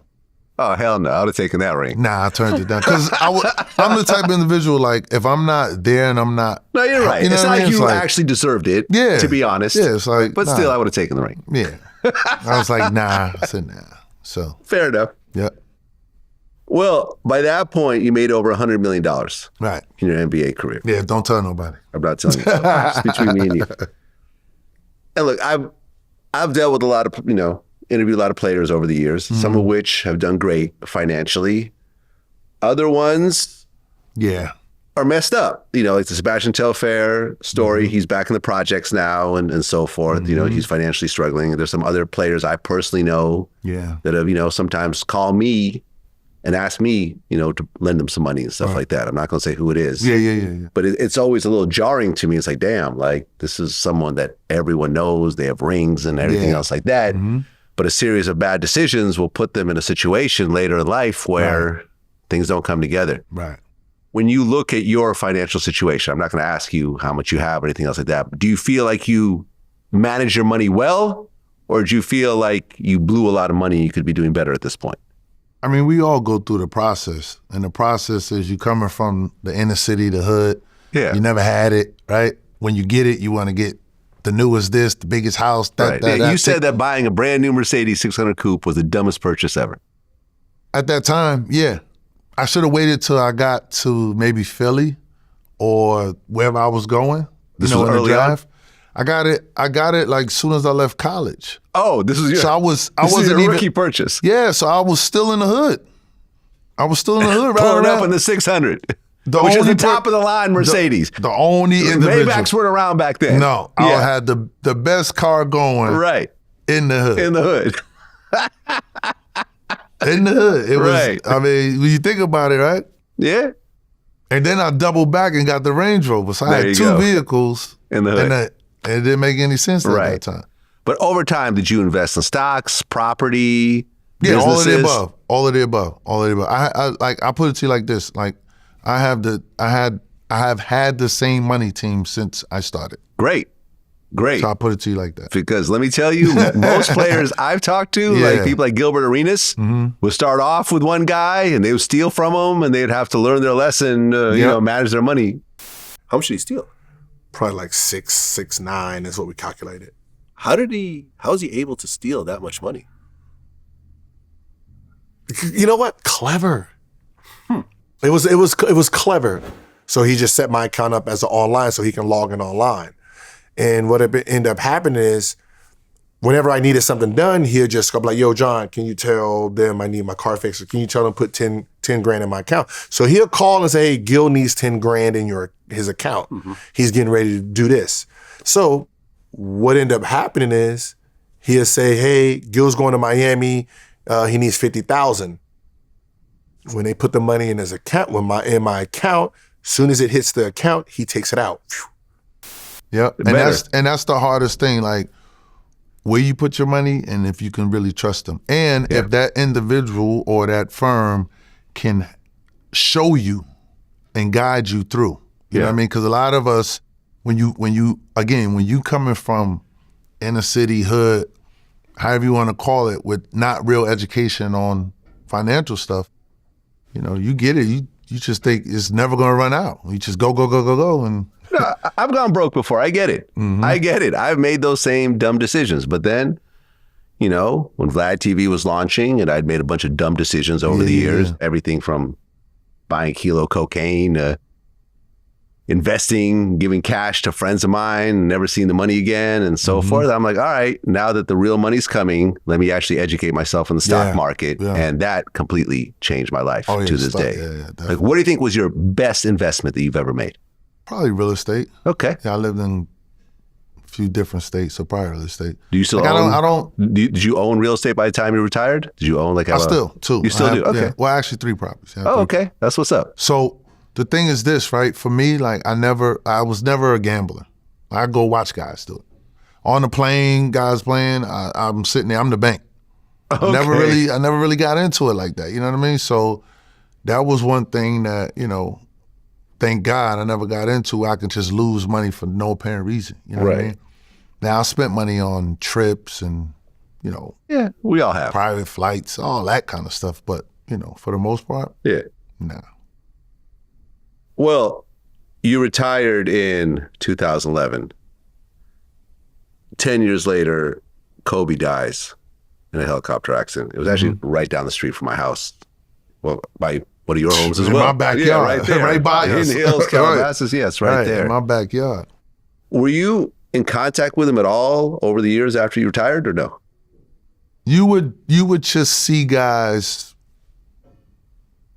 in passing, so to say. If you did an event or you was at a game, things of that nature. Every once in a blue, you check on people, birthdays, stuff like that. Yeah. But for the most part, everybody was living their life. Okay. You know? But that day, man, like when it happened, it was unreal. It was unreal. Oh, man, it was a sad day in LA. Right. And I remember it was just sad. Man. It was just sad. We actually walked down as far as we can go, you know, down Las Virgenes. Right. You know, just, you know, and all the Kobe fans were starting to gather. Yeah. People wearing their jerseys and everything. Yeah, man, sad day for LA. Yeah. Because not only him, but his daughter, and then there was other kids on that helicopter and their parents, and yeah, man, sad. Yeah, I remember it like yesterday, man. My little guy was a baby, and I was up early that day feeding him. It was cloudy, so you couldn't really see what was going on, but you could hear the helicopters. You know, in Hidden Hills, there's always helicopters because they're trying to get pictures of celebrities, and you know, we can hear it, we can feel it because the house is, you know, moving, but you just couldn't really see. And then my phone started ringing. Typically it's like, you know, you're on the West Coast, like who's calling, you know? And it wasn't important. I didn't think it was important because it was just like random people calling. But then when your moms call you and tell you, hey, you see what happened to your boy? And you're like, who? You're like, Kobe, I think he's dead. What? And then you put on the news and you see it and you're like, damn, this is the helicopter that I heard or I felt. It's 2 blocks away. You know, you try to get around the corner and it's just completely blocked off. You know, it was. Yeah, man. It was crazy. That day, man, my wife always joked with me. I might have walked, no bullshit, I might have walked for like 4 hours straight through Hidden Hills neighborhood. You might have thought I was a horse. I was just walking, man, walking the trails. I couldn't comprehend it, man. I just couldn't. Yeah. Sad day, man. Yeah. Sad day. Yeah. Well, by 2023, you start coaching high school? Yeah. So I was coaching. I started coaching out in LA at a small school, and then, you know, coming here, I took over a job at Paramus Catholic. So always wanted to, you know, kind of figure out how to give back to the youth. Always been doing it. I started the AAU program my rookie year, Tim Thomas Players. That program has produced 31 pros, 30 McDonald's All-Americans. Woo. I sent about 12K kids off to college through that program. So coming back, having my little guy, I know I didn't want to go coach college basketball. Why not? Or pro because the travel. Oh, okay. The travel. Pro basketball, college basketball, the travel. I wanted to be kind of closer to him a little bit. So he get the lay of the land, lay of the world. Mm-hmm. So I was like, let me do this high school thing. And it's been good, man. We've been enjoying the process so far. All right. J.R. Smith, somebody you coached. Well, he came through my program. Came through your program. He came through my program. Right. Dante Jones. Right. Kyle Anderson, Max Reed. So you put out some, Yeah. you know, Wow. some serious players. Some players, man. Yeah.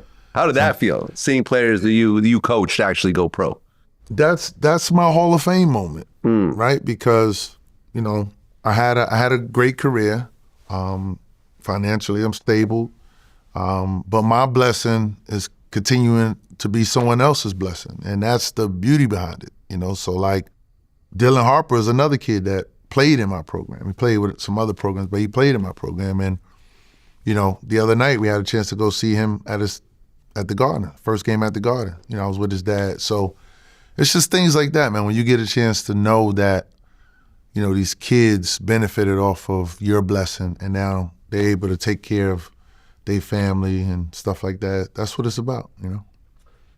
Well, yeah, because besides that, when you look at the Knicks right now, the top 3 players all played for Villanova, which was not a cool team, right. a cool school, until you went to go play for them. Yeah. Yeah. Some would say I made it cool to You made it cool to play for Villanova, and now look. Definitely. It's all kind of like a full circle moment. Right. Nah, I love sitting back, man, watching those young guys, man. Even, you know, going to the Final Four when they was in college, you know, having that run that they had, you know, just observing them from a distance, man. Like that's a good group of guys, man. All of those guys. Well, you and G Unit are still cool. When you saw the video on the plane with Ja Rule and Tony Yayo and Uncle Murder. Suck ass Ja Rule on the plane. Suck ass up, you fucking suck. Let's shake. Come on. Let's shake. Uncle Murder's about to come here. Yeah. In a couple hours. What did you think when you saw that video? I was really happy that they wasn't in the air. That was it.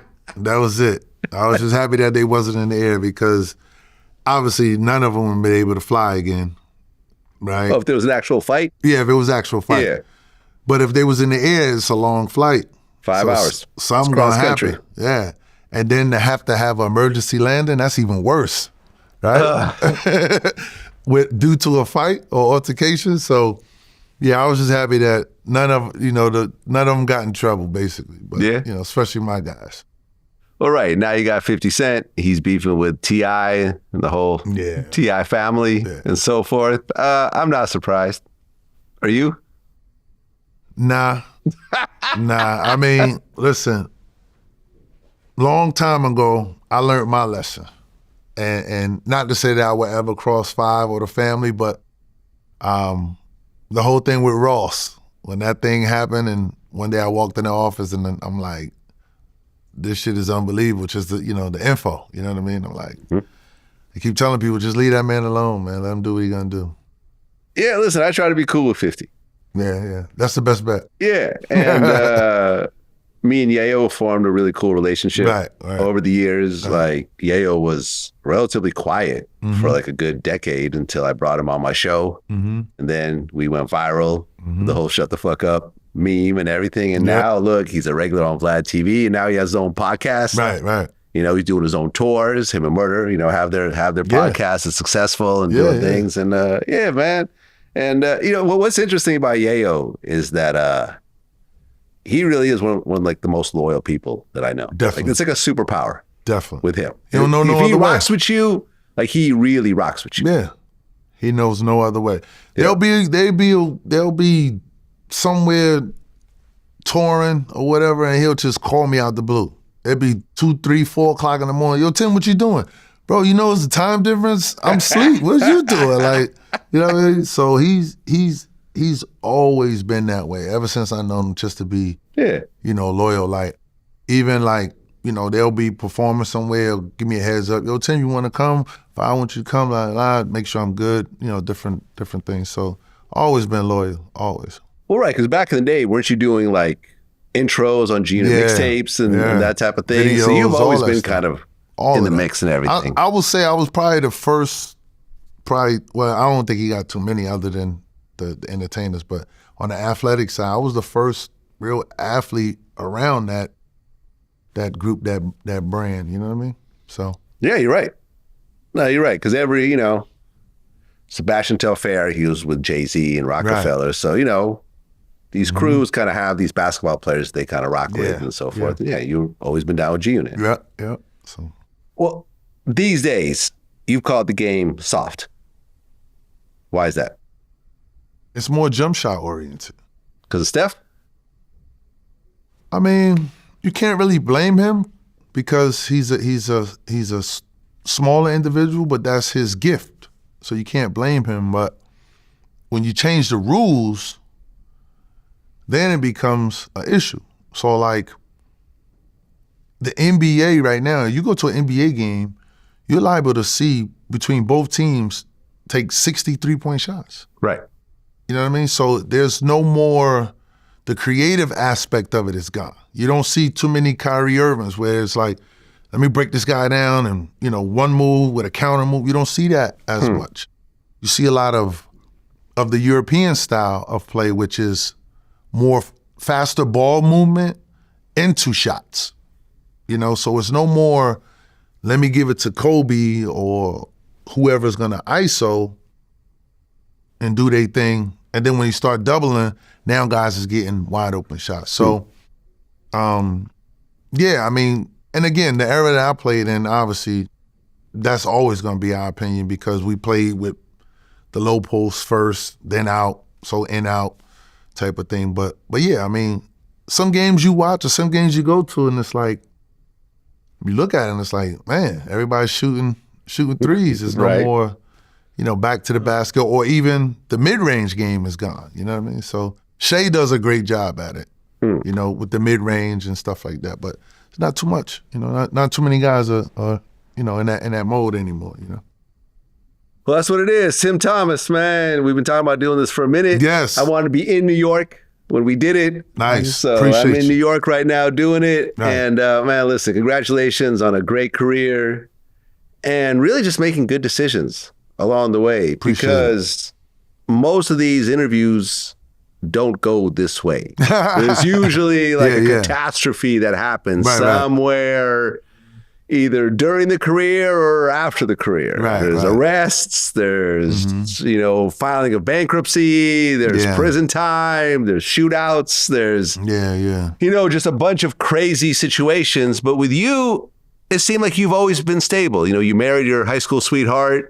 You're still married to her. You guys have 4 kids? 4. Four kids. And I almost feel like that's like your basis. That's it, that man. You weren't out there wilding like pretty much all your teammates. I feel like really to wild out and really have a whole bunch of women, a bunch of baby mothers and so forth. Oh, yeah. Nah. That's just normal in professional sports. Right. That's more the rule than the exception, right? But I feel like you kind of went a different route. Right. You created more of a stable, you know, kind of bedrock. And I feel that ultimately where you are right now is because of those decisions. Definitely. I mean, I was in the mix. Don't get me wrong. I was in the mix. I was around some really bad people and things of that nature, but just hanging out, you know? Yeah. But yeah, my foundation is definitely my foundation, man. Definitely. Yeah, man. You're healthy. That's you're doing it. well. And you're pursuing interests not because of the money. Right. At the end of the day, I don't know how much you're making high school coaching, but I'm sure it's nowhere near what you were doing in the NBA. Right, it's nothing. Right? Yeah. It's not even like being a college coach these days. I give that to my son and put that right in my son account. Exactly. So I feel like at this point in your life, you know, in your 40s, you're doing what you want to do, right. what you feel strongly about. And I think that's a gift and a blessing to be able to do that, because most men and women in their 40s are still trying to make ends meet and still doing things they may not necessarily love, but they have to do it. Yeah, I remember 50 going crazy when he found out that I was living in Hidden Hills. He was like, man, how long you been out there? I was like, yeah, I've been quiet. He was like, God damn. Well, so weren't you living next to Bruce Jenner? Yeah. Back when he was Bruce Jenner? Yeah, well, our kids went to school together, and Bruce was, at that time, he was a man. Yeah. Our kids you knew him personally?